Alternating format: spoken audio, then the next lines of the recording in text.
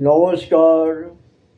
আমি মা অভয়াকে নিয়ে আলোচনাক্রমে শ্রীমদ্ভগবদ্ গীতায় শ্রী ভগবান শ্রীকৃষ্ণের বাণী তথ্য সামান্য কিছু আলোচনা করতে বাধ্য হচ্ছি।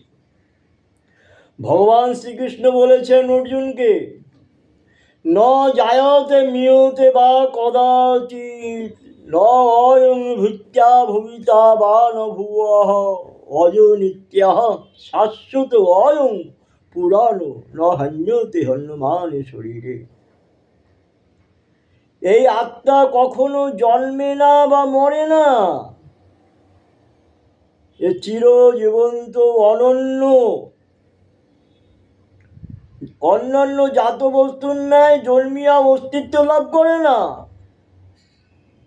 অর্থাৎ এই আত্মা নিত্য সর্বদা একই রকম বিদ্যমান।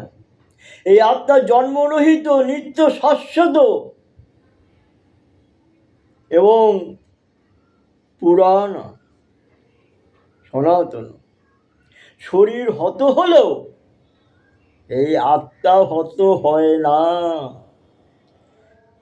শরীরটাকে কেটে 4 টুকরো করুন আর 2 টুকরো করুন,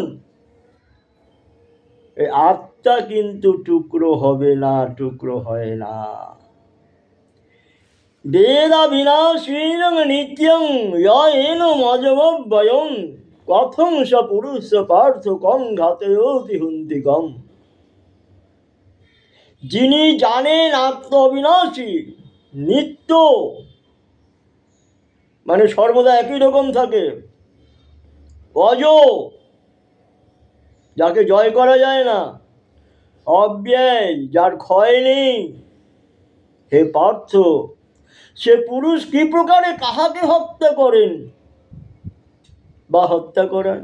যিনি এটা জানেন আত্মাকে বধ করা যায় না, হত্যা করা যায় না, সে কি করে আত্মাকে হত্যা করবে আর নিজেকে বধ করবে? কখনই সম্ভব নয়। বাসাংসি জীর্ণানি যথা বিহায় নবানি গৃহ্ণাতি নরূপরাণি তথা শরীরানি বিহায় জীর্ণানি অন্যানি সংয়াতি নবানি দেহি। বাসাংসি জীর্ণানি, জীর্ণ বস্ত্র সেরা বস্ত্র ত্যাগ করে আমরা যেমন নূতন বস্ত্র পরিধান করি, আত্মা তেমনি পুরনো দেহকে ত্যাগ করে নূতন দেহ ধারণ করে। কিন্তু আত্মার কিন্তু মৃত্যু হয় না, অনর অচল অব্যয় অক্ষয় নিত্য সনাতন। সে নূতন বস্ত্র ধারণ করে। নয়েনং ছিন্দন্তি শস্ত্রাণি নয়েনং দহতি পাবকঃ। এই আত্মাকে নয়েনং ছিন্দন্তি শস্ত্রাণি, অস্ত্র শস্ত্র তাকে ছেদ করতে পারে না, ভেদ করতে পারে না। নয়েনং দহতি পাবকঃ, আগুনে এই আত্মাকে পোড়াতে পারে না, দহন করতে পারে না। ন চয়েনং ক্লেদয়ন্তি আপঃ, জল একে শোষণ করিতে পারে না, এবং শোষণ ন শোষয়তি মারুতঃ, বায়ু তাকে শোষণ করিতে পারে না, জল তাকে ভেজাতে পারে না। ন চয়েনং ক্লেদয়ন্তি আপো ন শোষয়তি মারুতঃ, জল যেমন ভেজাতে পারে না, পদ্মপত্রের পাতার মধ্যে জল যেমন থাকে ওরকম পদ্মপত্রের মতো থাকে,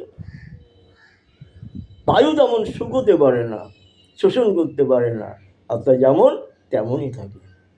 এই অভয়ের আত্মাও ঠিক তেমনি সচল, অব্যয়, অক্ষয় এবং মায়ের সঙ্গে সর্বদা রয়েছে। মাকে রক্ষা করার জন্য বিচার প্রার্থী হয়ে রয়েছে এই অভয়া। এই অভয়া বিচার নিয়ে ছাড়বে, অভয়া সঠিক বিচার বের করে ছাড়বে, সেই অপেক্ষায় অভয়া দণ্ডায়মান, সর্বদা সদা মায়ের সঙ্গে সুতরাং আপনারা অভয়ার মায়ের সামনে কেউ গিয়ে হুজ্জুতি করবেন না, ধ্বংস হয়ে যাবেন। কে ধ্বংস করবে? অভয়ার আত্মা আপনাদেরকে ধ্বংস করবে। সর্বদা অভয়ার আত্মা তার মায়ের সঙ্গে রয়েছে, এটুকু মনে রাখবেন।